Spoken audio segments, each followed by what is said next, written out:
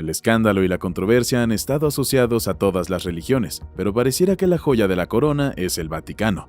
Los muros de esta poderosa ciudad han mantenido muchas cosas ocultas al resto del mundo, pero algunas historias siguen saliendo a la luz y causan estragos en todo el planeta. La Ciudad del Vaticano es un estado eclesiástico, famoso por ser la sede de la Iglesia Católica Romana. Es un enclave dentro de Roma y está situado en la orilla oeste del río Tíber. Si miras el mapa de Roma, te sorprenderás de que haya un pequeño país dentro de esta extraordinaria ciudad. Es la sede de la Santa Sede y también el Estado-nación totalmente independiente más pequeño del mundo. El Vaticano ocupa una escasa superficie de 49 hectáreas y su población total es de tan solo 453 personas. Esta formidable ciudad histórica y espiritual es tan poderosa como sagrada. Nadie debe subestimar la influencia del Vaticano a pesar de su tamaño y población increíblemente pequeños. Desde hace tiempo el mundo sospecha que detrás de toda la extravagancia, el poder y la influencia de esta ciudad, hay algo bastante siniestro ocultándose. El Vaticano ha estado guardando un tesoro de oscuros secretos que poco a poco ha comenzado a revelarse. Ha habido muchos incidentes inquietantes en el pasado de la nación que deben ser abordados. El día de hoy vamos a contarte todos los secretos que se esconden en esta espléndida y prestigiosa nación, así que asegúrate de quedarte hasta el final de este impresionante video. Número 1. Juicio a los muertos. Uno de los juicios más extraños de la historia se llevó a cabo en el Vaticano. Es un incidente que demostró lo excéntricos y mezquinos que pueden ser algunos personajes religiosos. El juicio se llama Sínodo de los Cadáveres. Fue un juicio eclesiástico realizado en la Basílica de San Juan de Letrán, y la persona que fue juzgada no era un hombre común, fue el Papa Formoso. En el año 897, el Papa Esteban VI, que se convirtió en Papa después de Formoso, propuso este juicio. Este fue un periodo incierto en la larga y gloriosa historia de la ciudad. Una rápida sucesión de pontífices ocurrió durante este tiempo. Entre 872 y 996 se nombraron más de 20 papas. El Papa Formoso fue acusado de perjurio y de acceso ilegal al papado. También fue acusado de gobernar en 2 lugares a la vez, pero todas estas acusaciones no fueron hechas cuando él era el Papa. De hecho, estas acusaciones llegaron casi 7 meses después de su muerte. Por orden del Papa Esteban VI, el cuerpo de Formoso fue exhumado de su tumba. Fue llevado a las cortes papales y fue apuntalado en un trono.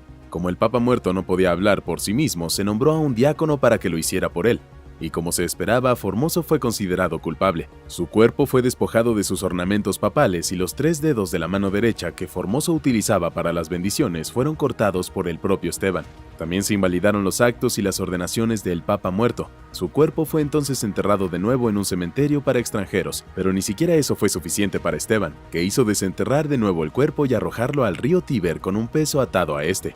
Muchos creyeron que se trataba de una venganza servida en frío por el Papa Esteban, descontento con Formoso por haber invitado a Arnulfo de Carintia a ser emperador y haber traicionado a Lamberto de Spoleto. Algunas personas informaron más tarde que el cuerpo del Papa Formoso apareció en las orillas del Tíber. La población romana no estaba contenta con este juicio vengativo y mezquino y se volvió contra el Papa Esteban. Pronto estalló una revuelta pública y Esteban fue encarcelado. Más tarde, en el año 897, fue estrangulado hasta la muerte. Número 2. Ejército exorcista.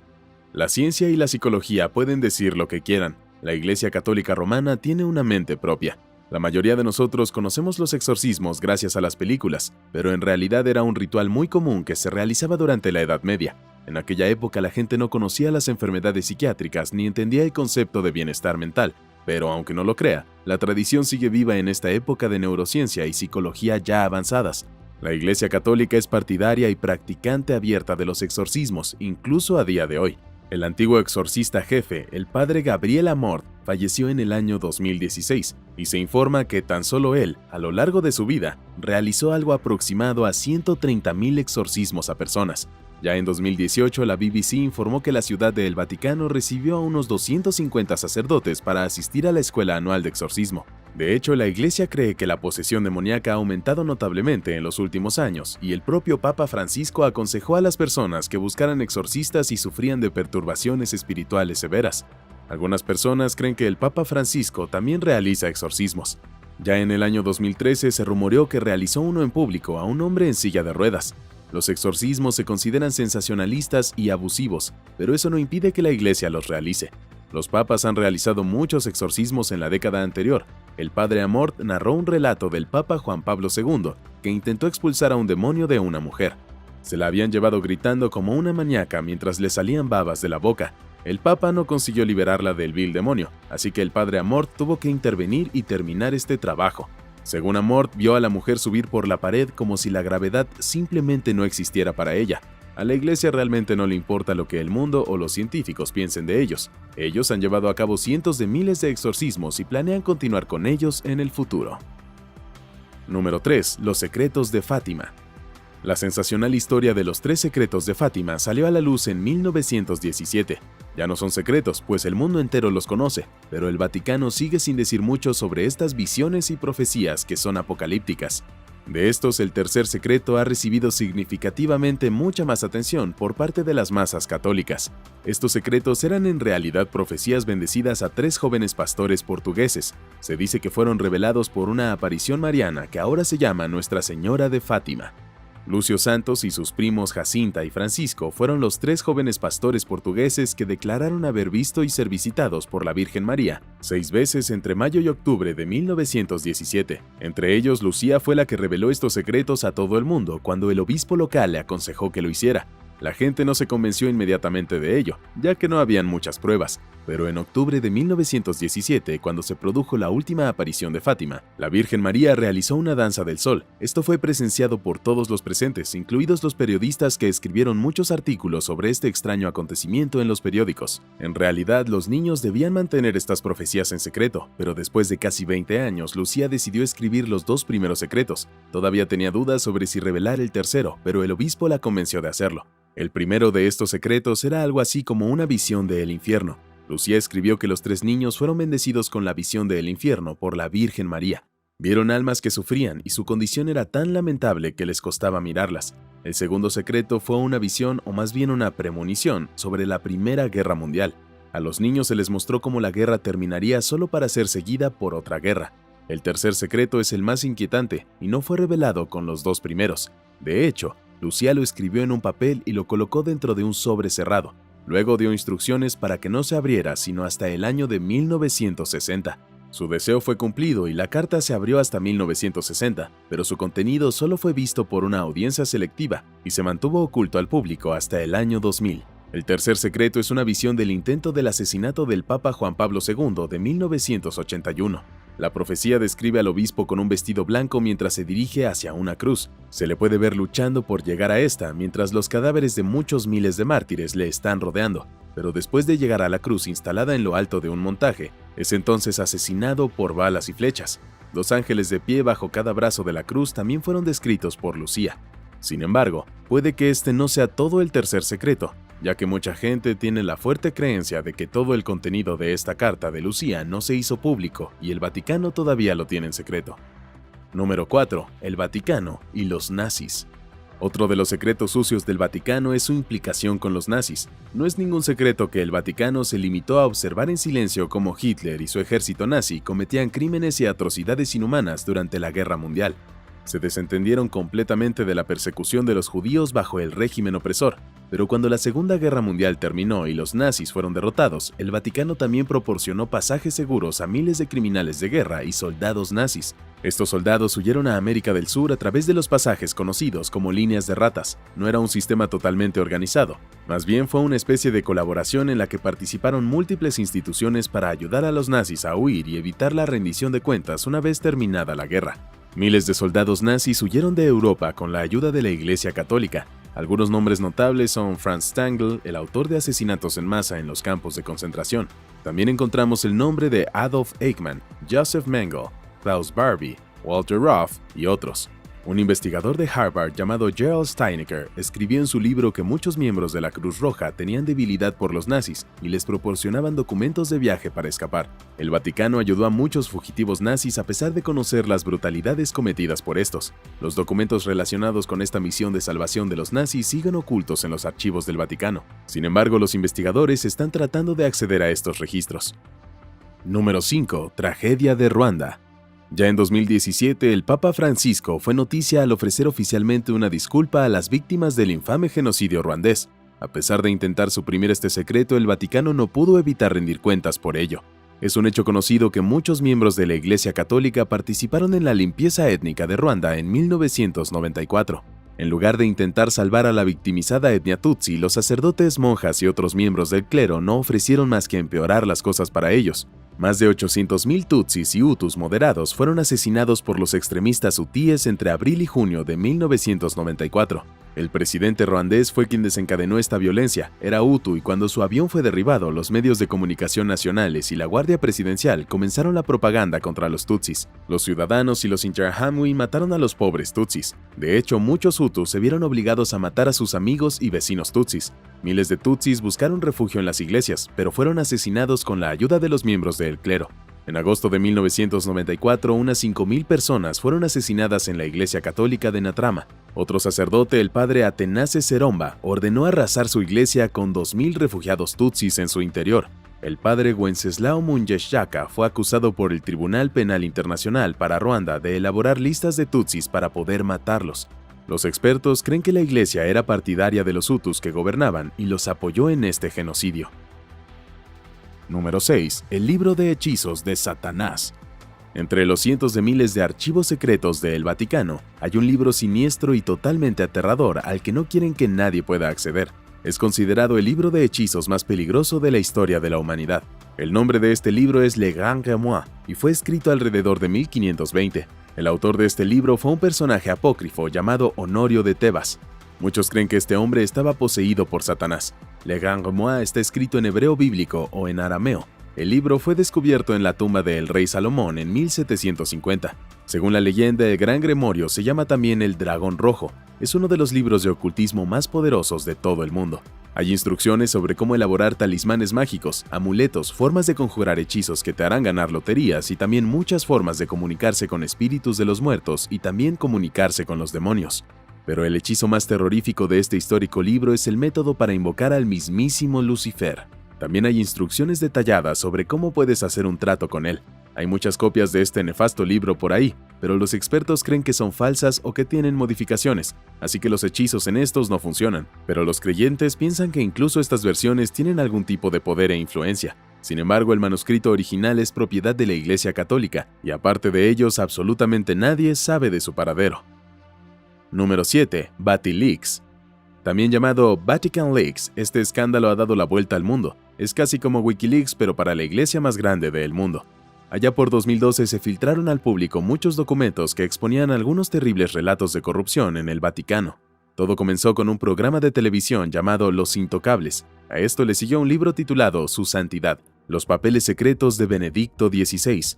Fue escrito por Gianluigi Nuzzi, que sacó a la luz información bastante controvertida y también confidencial. Se trata de memos y cartas entre el Papa Benedicto y su secretario personal. Se sacaron a la luz muchas cosas sobre las finanzas del Papa y los sobornos que recibía el Vaticano de personas que querían una audiencia con él. También se desveló una amplia trama de corrupción en las cartas del arzobispo Carlo Mario Villano. Se descubrió que la Santa Sede había perdido millones de dólares por los precios inflados de los contratos. Estos documentos también expusieron las luchas de poder que existían en el Vaticano. La ciudad resultó ser un foco de envidias, intrigas políticas y luchas entre facciones. También había un documento que revelaba que el cardenal Paolo Romeo predijo que el Papa moriría en tan solo 12 horas. Además de las discrepancias financieras y la enemistad profesional, estas filtraciones del Vaticano también descubrieron un escándalo que involucraba a los miembros homosexuales del clero.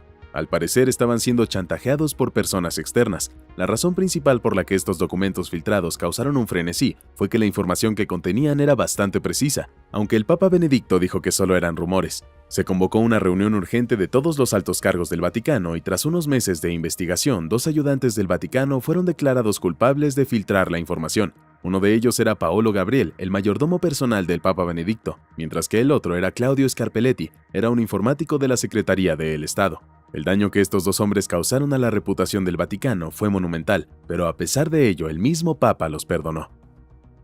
Número 8. El obelisco del Vaticano. ¿Fue robado? ¿Quién no conoce el gigantesco obelisco que se alza en el centro de la Plaza de San Pedro? Si lo miras de cerca, el obelisco es exactamente igual al que se encuentra en el mismo Egipto. Pues bien, este también es egipcio, y fue robado de Egipto por los antiguos romanos. Es bastante irónico que exhiban un obelisco robado en el mismo centro de la ciudad del Vaticano. Este tiene alrededor de 4.500 años, lo que significa que es 1.500 años más antiguo que la ciudad de Roma. También se le llama el obelisco de Calígula, ya que Calígula lo tomó de Alejandría en el año 37 después de Cristo. Quiso colocarlo en el circo de Calígula, conocido como el Circo de Nerón, donde se celebraban carreras de carros y muchas ejecuciones. Aquí es donde el primer pobre San Pedro fue crucificado boca abajo en el año 64 después de Cristo. Posteriormente, el obelisco fue trasladado a su ubicación actual. Es el único obelisco que sigue en pie desde la época de los antiguos romanos. No se sabe mucho sobre el obelisco, los expertos ni siquiera saben qué faraón ordenó su construcción, pero muchos han afirmado que es bastante inquietante que una reliquia robada se haya convertido en un monumento emblemático de la ciudad del cristianismo. Número 9. ¿Jesús estaba casado? No es ningún secreto que el mundo sabe mucho sobre la muerte de Jesús, pero apenas si hay información sobre su vida. Desde hace unas décadas se rumorea que vivió su vida como cualquier hombre común lo haría. Supuestamente hay pruebas textuales que demuestran que Jesús estuvo casado con María Magdalena. Este manuscrito es del siglo VI. Fue escrito originalmente en siriaco antiguo, pero fue traducido después al griego. Mientras se realizaba la traducción, se descubrió esta historia de Jesucristo casándose con María Magdalena. Esto no se menciona en la Biblia. Hay relatos detallados de su nacimiento y también de su muerte en la Biblia, pero se sabe muy poco sobre los 30 años que estuvo vivo. El manuscrito se llama El Evangelio Perdido y retrata a Jesús como una persona normal que se enamoró, se casó con María Magdalena y tuvo hijos con ella. Esto no fue tomado a la ligera por la Iglesia, ya que es un hallazgo bastante controvertido. Muchos piensan que el manuscrito no es una fuente fiable. Es un libro real de la Biblioteca Británica, pero nadie sabe de dónde vino exactamente, cuándo fue escrito o quién es el que lo escribió. El Evangelio Perdido también dice que María Magdalena era la hija de Dios y corredentora de la humanidad. El manuscrito enfatiza que ella pudo haber sido igual de importante que el mismo Jesús, pero eso seguramente es una idea inaceptable para la ciudad del Vaticano. Al fin y al cabo han trabajado mucho para presentar a Jesús como un hombre blanco y muy poderoso. Número 10. El Tribunal Secreto. La justicia católica tiene una mente propia. Ciertos crímenes son considerados extremadamente malos por el Vaticano y para investigar estos crímenes tienen un tribunal especial. Este escuadrón de élite de obispos juzga a las personas acusadas de estos crímenes atroces. Este panel se llama la Penitenciaría Apostólica o el Tribunal de Conciencia. Fue fundado por el Papa Alejandro III en el año 1179, pero hasta 2009 nadie sabía que este tribunal existiera.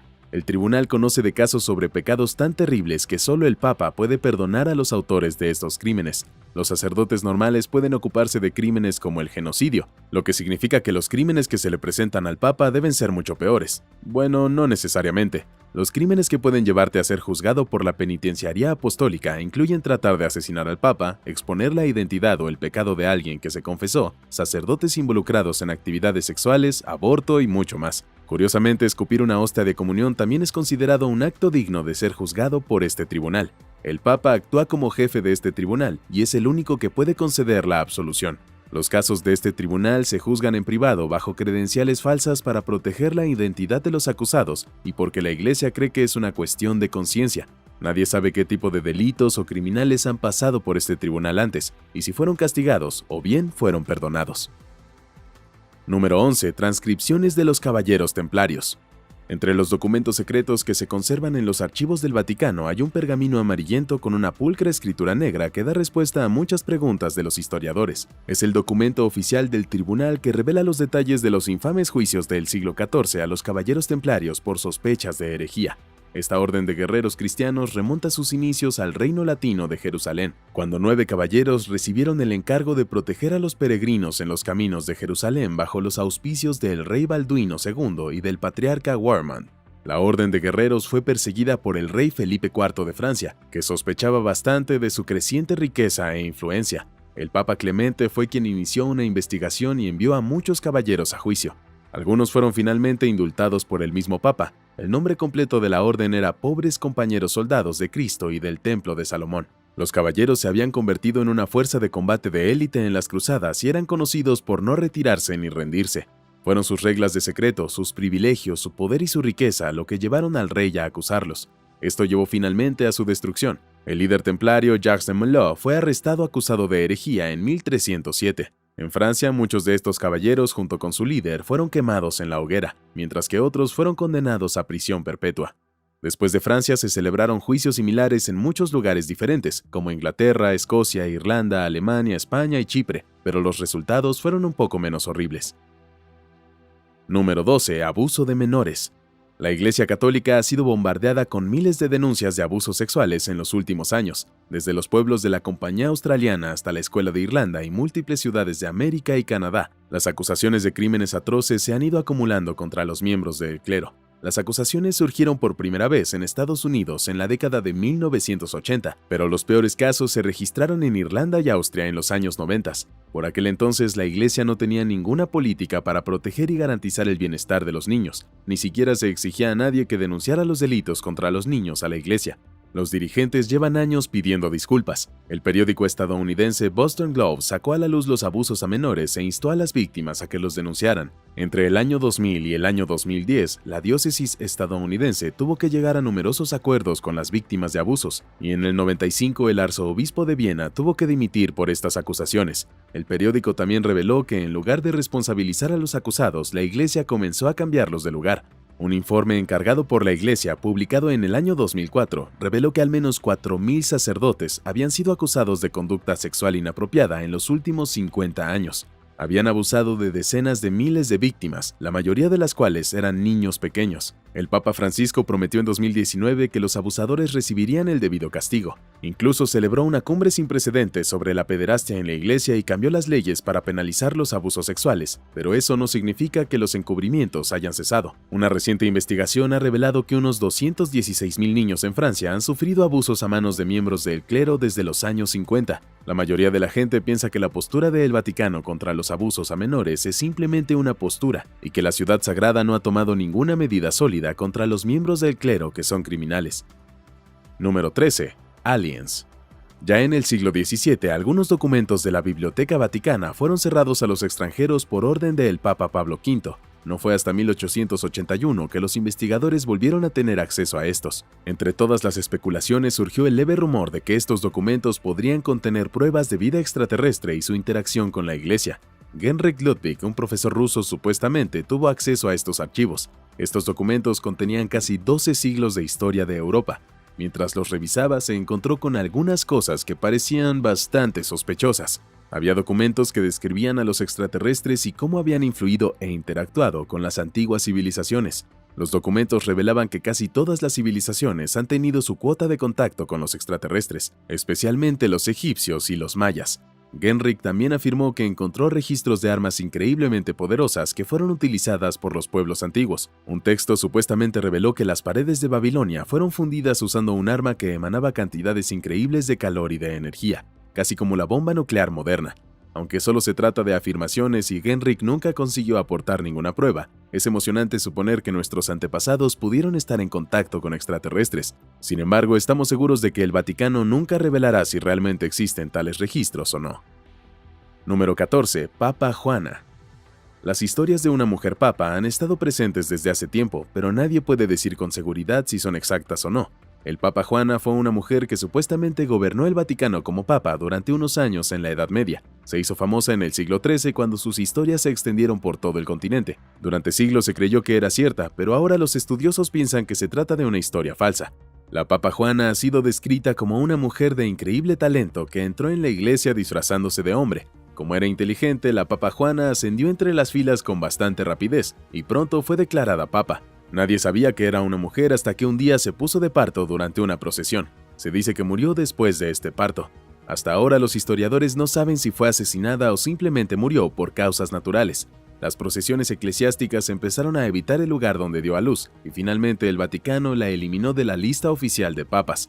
También establecieron un ritual para asegurarse de que quien se convirtiera en papa en el futuro fuera definitivamente un hombre. Según Martín de Opava, su verdadero nombre era Juan Angelicus de Magnusia, y en realidad entró en la iglesia por su amante. Pero los escritores católicos y protestantes del siglo XVI piensan que simplemente era un personaje de ficción. Número 15. Cronovisor. El cronovisor es supuestamente un dispositivo que da a su usuario la capacidad de ver a través del tiempo. Entre la década de los 60s y los 90s, el padre Pellegrino Ernetti afirmó haber asistido a la invención de una especie de máquina del tiempo llamada cronovisor. Al parecer, la utilizó para mirar hacia atrás en el tiempo y poder ver la crucifixión de Jesucristo. La existencia de esta máquina del tiempo no ha sido probada hasta ahora, pero en 2002 un libro escrito por el sacerdote François Brun reveló bastante sobre esto. Según el libro, el padre Pellegrino Ernetti era un monje benedicto y supuestamente mantuvo el dispositivo en secreto hasta principios de los años 60.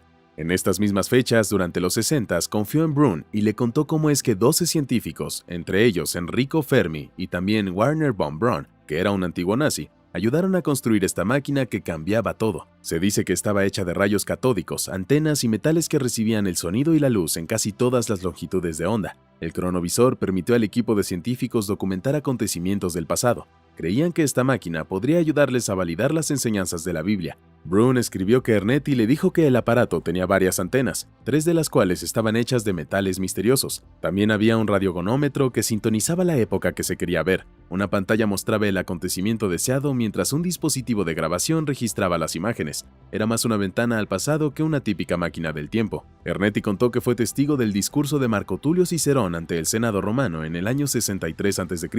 Además, también vio la fundación del Imperio Romano, la destrucción de Sodoma y Gomorra y muchos otros acontecimientos bíblicos. Hasta el día de su muerte, Ernetti mantuvo su postura sobre la existencia del cronovisor y que éste había sido escondido en el Vaticano para su salvaguarda.